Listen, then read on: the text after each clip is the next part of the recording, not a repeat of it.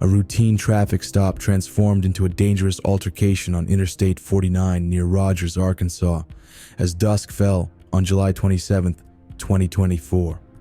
At approximately 7:43 p.m., Law Enforcement Officer Alexandria Duncan of the Arkansas State Police observed a vehicle blazing through a designated patrol zone, weaving through dense traffic around mile marker 83. Officer Duncan activated her vehicle's emergency signals, but the driver, later identified as 26-year-old Angel Zapet-Alvarado, initially disregarded her attempts to halt his progress. Eventually, Zapet-Alvarado guided his vehicle onto the highway's right shoulder. As the officer approached the stopped car, she noticed the driver's hand positioned on the gear shift, suggesting he might attempt to flee. Taking preemptive action, Officer Duncan retrieved the keys from the vehicle. Despite this precaution, Zapet-Alvarado refused to comply with instructions to exit his car and actively resisted the officer's efforts to remove him. Faced with continued defiance, Officer Duncan deployed her taser in an attempt to gain control of the situation.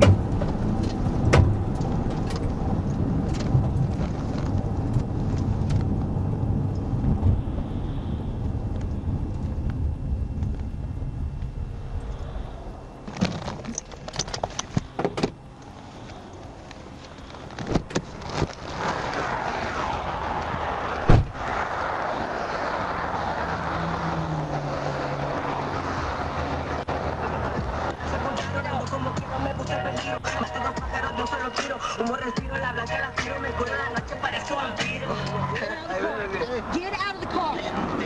Get out. Like that. Wait out. Get out of the car. No nace tan de lujo, es mal dependente, son puros. Marihuanos, los callejones son puros. Wait. Get out of the car. Once the tasing starts, Zapet-Alvarado begins to cry out. If you listen closely, you can hear him cry out, "Why? Why? Why?" This encounter continues to intensify over the next 150 seconds. AHP Officer Duncan repeatedly instructs Angel Zapet-Alvarado to change his position, specifically demanding he roll over. During this period, the officer appeared to employ her electroshock device multiple times, possibly up to 5 additional instances. Each application of the taser elicits loud vocalizations and erratic movements from Zapet-Alvarado, who repeatedly questions the officer's actions. Throughout this ordeal, Zapet-Alvarado exhibited signs of disorientation and fear. His state of drunkenness, later confirmed by toxicology reports indicating a blood alcohol concentration double the permissible limit, 1.6 to be exact, likely contributed to his behavior. Notably, during this extended interaction, Zapet-Alvarado did not appear to initiate physical aggression towards Officer Duncan.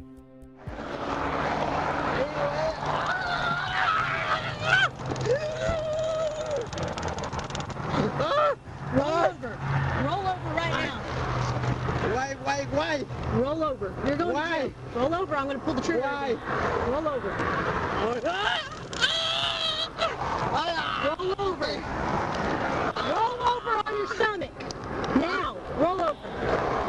feel like why? Why? Roll over. Why? Roll over on your stomach. Roll over on your stomach. Okay, I'm done. Roll over. Okay. Now. Okay. Roll over.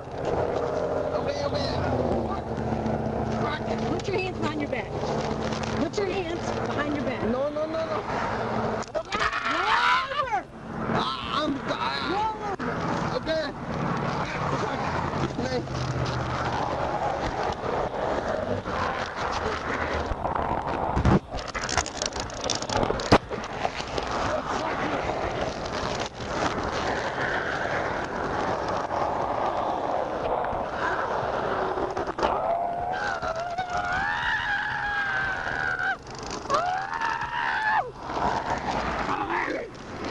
Okay.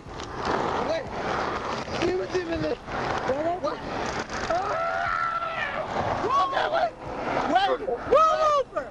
Why you?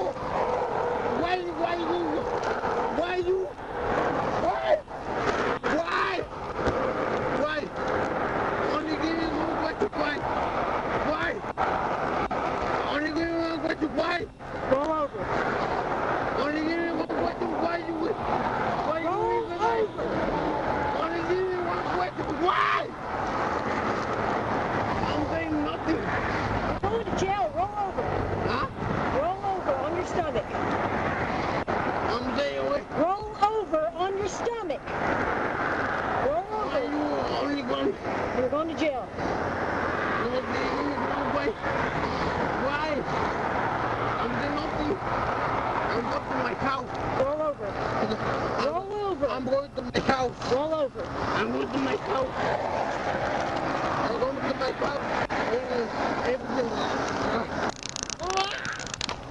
No. Why? I need that question. Why? Why?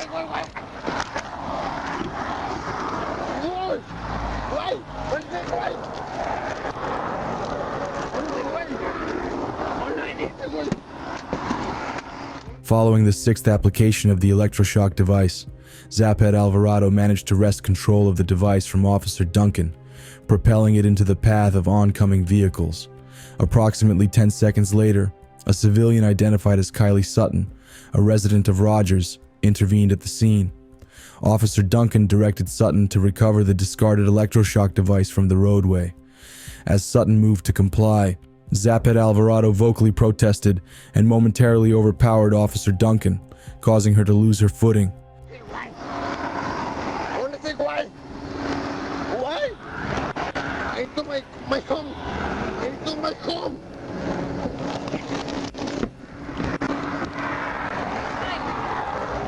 Give me that taser now. No. Because I took my home.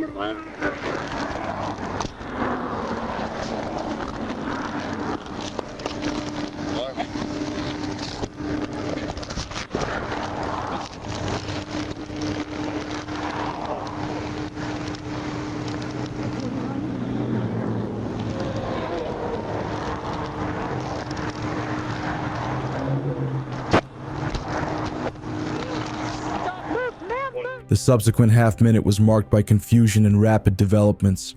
Sutton attempted to assist by restraining Zapet-Alvarado from behind, resulting in both individuals falling to the ground. Officer Duncan swiftly moved to reassert control over Zapet-Alvarado, who continued to resist, making kicking motions towards the officer. The intentionality of these movements remains unclear. Officer Duncan then instructed Sutton to retreat from the immediate area. Shortly thereafter, the officer appeared to issue a verbal warning to Zapet-Alvarado, indicating her intent to use lethal force. And she wasn't kidding either, when you see what happens next.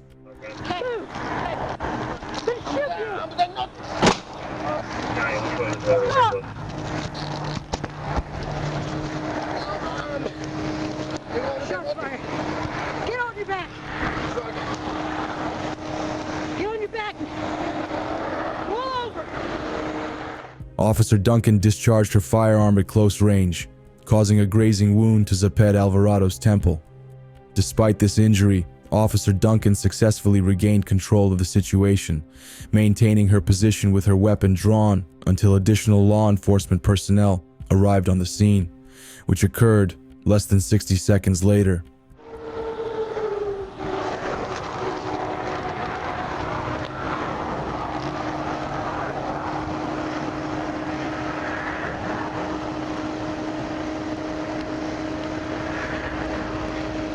Give me your hands.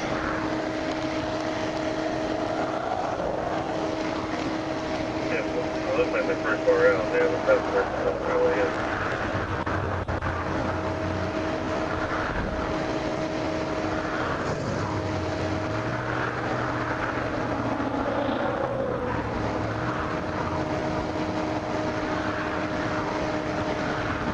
That's where they're going to put them on there.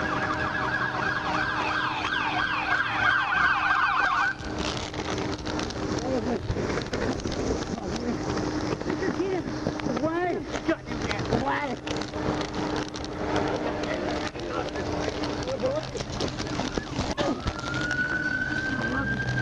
I got this hand.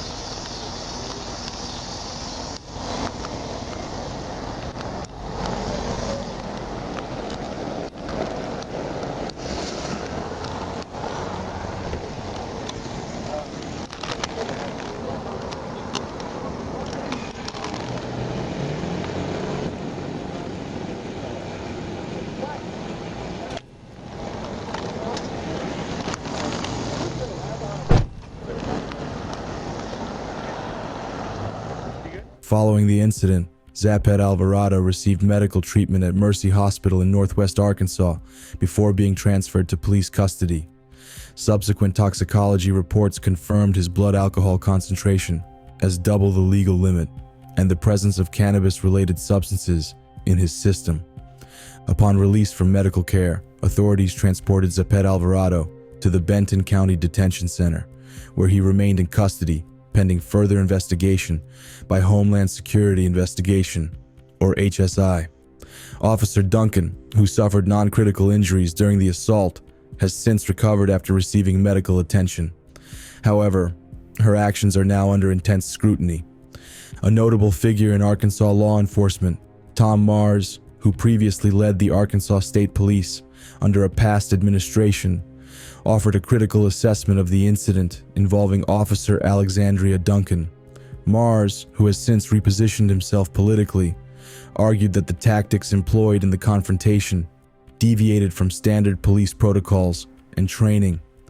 According to Mars, the high-speed nature of the initial traffic violation warranted a more cautious approach, typically referred to as a felony stop. He outlined that proper procedure would have involved the officer taking a defensive position between her vehicle and the suspects, maintaining her distance with her weapon at the ready, and issuing clear verbal directives for the driver to exit his vehicle. Mars expressed concern over the officer's decision to directly approach and open the suspect's car door, characterizing it as an unnecessary risk. He emphasized the potential danger of such an action, particularly if the suspect had been armed. Furthermore, Mars highlighted that standard training emphasizes maintaining a safe distance when an officer has drawn their firearm to prevent the suspect from potentially seizing the weapon. In contrast to this critique, the current leadership of the Arkansas State Police, represented by Colonel Mike Hager, issued a statement supporting Officer Duncan's actions. Hager's comments also commended the civilian, Kylie Sutton, who intervened during the altercation. Hagar emphasized that officers are trained to rely on their instincts and experience in rapidly evolving situations, suggesting that hesitation could lead to fatal outcomes. He expressed gratitude for what I perceived as divine intervention in ensuring Officer Duncan's survival and in Sutton's timely assistance.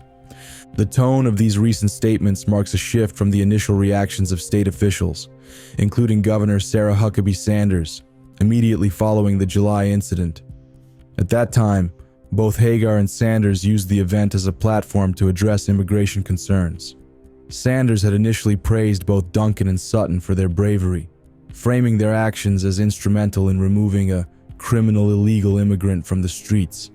She used the opportunity to criticize federal leadership, attributing what she termed the worst border crisis in history to their policies. Hagar's July statement had expressed frustration over the suspect's immigration status, characterizing it as an additional layer of lawlessness that would not be tolerated within the state. An affidavit from law enforcement claimed that the suspect, Angel Zapet-Alvarado, appeared to be attempting to flee when Officer Duncan forcibly removed him from the vehicle. On September 18th, Benton County Prosecutor Joshua Robinson announced that Officer Duncan would not face charges related to the shooting incident. What do you think? Was Officer Duncan just with her actions, or is there a more nefarious political reasoning for her and the state's reactions?